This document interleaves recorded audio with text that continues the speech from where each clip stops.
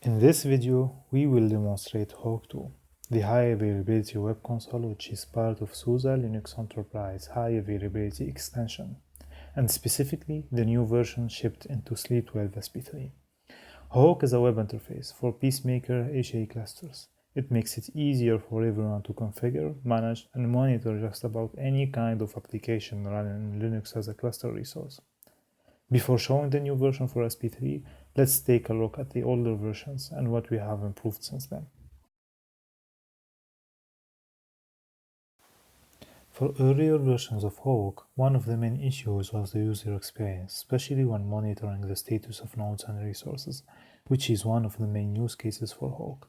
It was also a little bit tricky to perform any kind of searching or filtering while monitoring the cluster. If the user have a relatively high number of nodes and running resources, this will become even more confusing. With that in mind, we redesigned the monitoring path for the new HAWK with more focus on the user experience.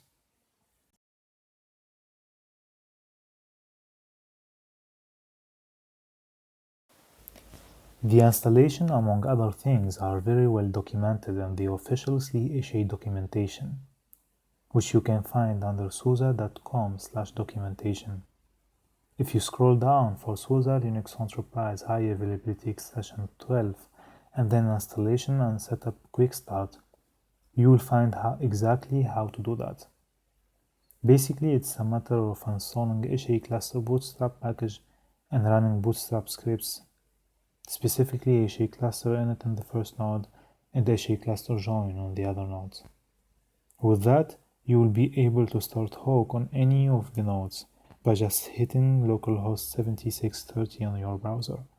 Note here that HAWK2 is secured and shipped with a self-signed certificate, which can be replaced by the user for more security.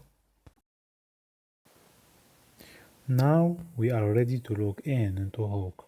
The default username is HA Cluster and the default password is Linux. In order to change that, the user have to change the password of the Linux user HA Cluster, since HAWK is using that. Once logged in, you will notice immediately the main navigation menu on the left-hand side.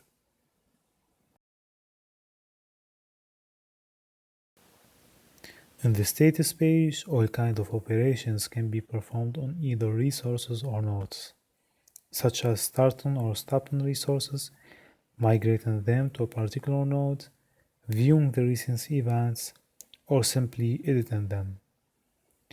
Same thing for nodes, where you can put them into maintenance mode or standby mode, for example.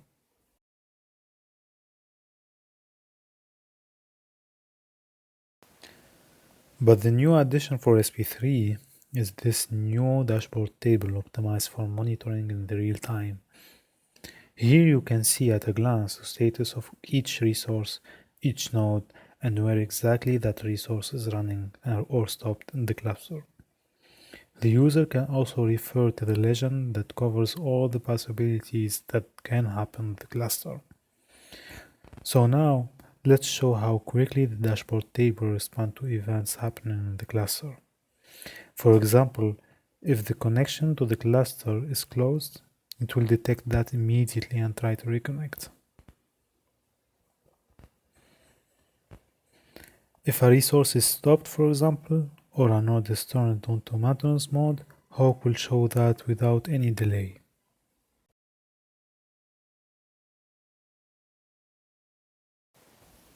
It will show the status also on the tab header since we can monitor multiple clusters at the same time.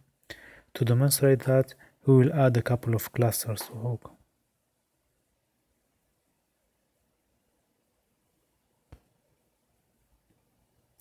Note here that HAWK will not be able to access the remote cluster unless you accept the certificate. Once you accept it, the status of each cluster will be shown separately in different tabs. But how do I monitor a specific resource when I have hundreds of them?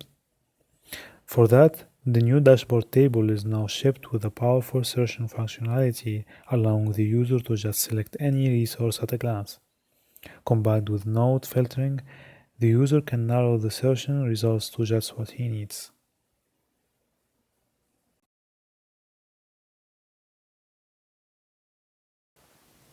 Hawk provides also some great tools to investigate when something wrong happens in the cluster. The History Explorer is one of them. Here you can generate new reports or upload older ones. This nice event visualization tool can help the user target on a specific event in a specific time frame. Details, configuration commands, diffs, logs, and the transaction graph are implemented on Hawk to really help sysadmins manage any scale of clusters in a production environment.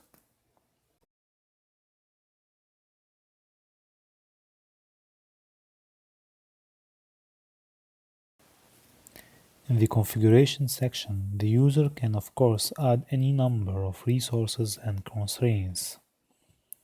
For more complicated resources, you can use wizards to set up a large number of predefined resources so they can be managed by the HA stack provided by SLE HA. Hawk will take care of most of the work on your behalf.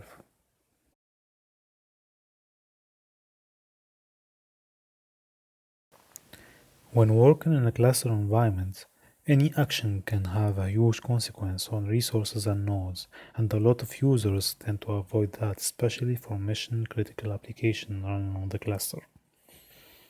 For that, Hawk is shipped with a very nice yet powerful feature called batch mode.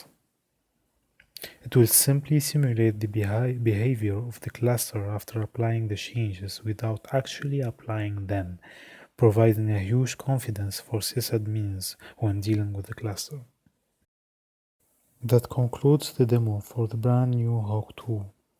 Keep in mind that a lot of features are not shown in this video. If you want to learn more about Hawk 2, please visit these links or visit the project's GitHub repo if you want to contribute.